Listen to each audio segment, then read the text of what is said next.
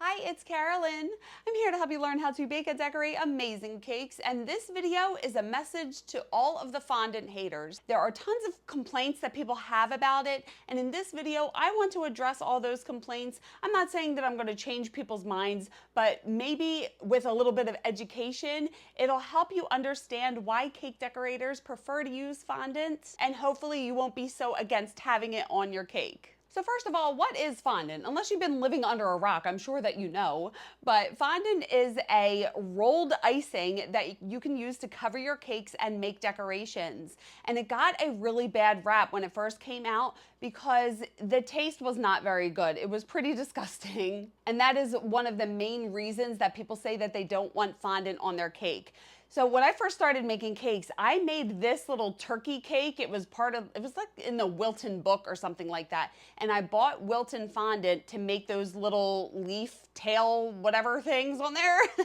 And I remember eating it and it tasted like chemicals. It was so gross, which is one of the reasons why I decided to start making my own marshmallow fondant, because with the mixture of marshmallows and powdered sugar, it tastes a lot better than the chemicals that can be in these store-made fondants. But a lot of people say since they hate the taste, they don't want to have it on their cake because they don't want to eat it. Now look, I don't like to eat fondant.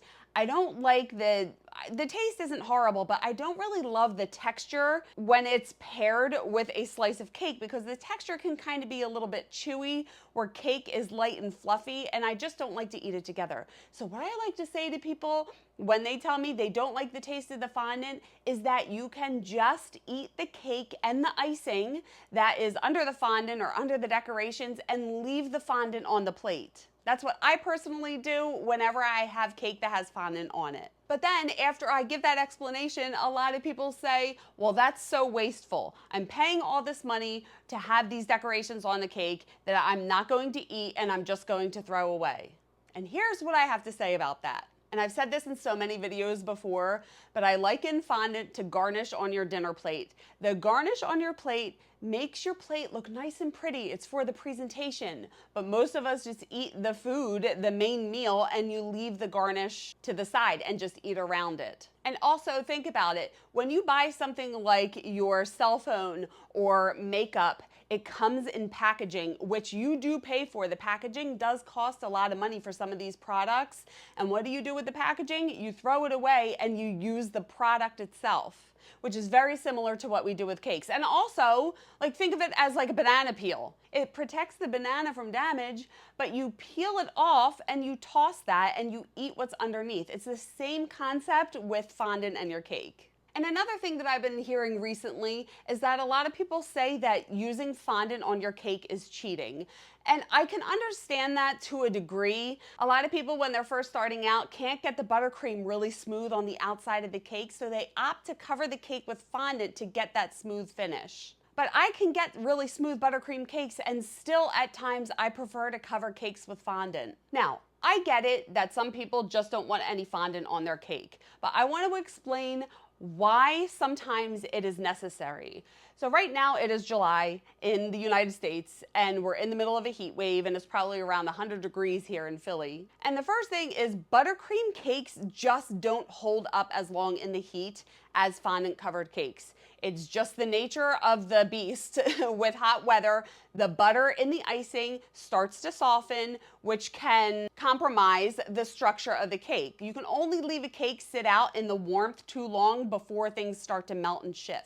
But when you cover a cake with fondant, it can withstand the hotter temperatures longer than a buttercream cake. Another reason why I will cover a cake, especially the bottom tier of a cake, with fondant is because during transport, buttercream cakes can be prone to hairline cracks. Because as you drive and the buttercream softens and you go over bumps, you can get little cracks in the icing.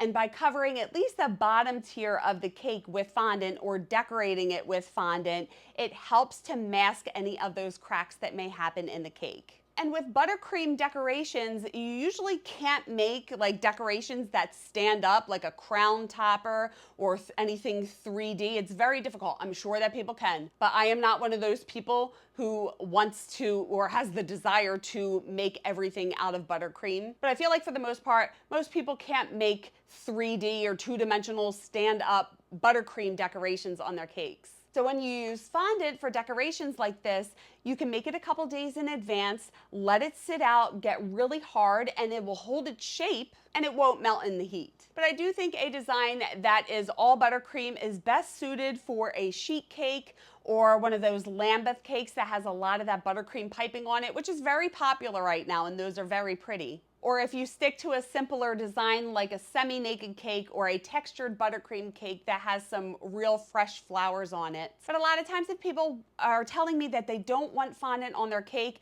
I will try to recommend a minimal fondant design. So here are some cakes that I have recently made that have minimal fondant on it. Now you are going to have to remove some fondant pieces before you cut the cake, but for the most part, most of the cake is iced in buttercream and minimal fondant decorations. So while buttercream cakes can still look really nice, you are a little limited as to the options for your design.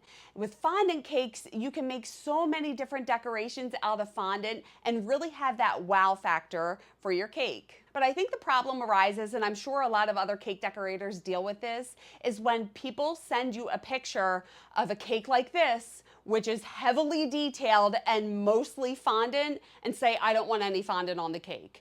Like, I am not Harry Potter and I can't just wave my wand and make this buttercream cake. That would, I mean, this cake took me days to make. I can't imagine trying to make this in buttercream and then take it out in the heat and expect it to hold its shape while it's on delivery and sitting outside. Like, that's just not going to happen. So there's kind of an unrealistic expectation that people have when they see all of these fondant decorations and say that they want them made out of buttercream.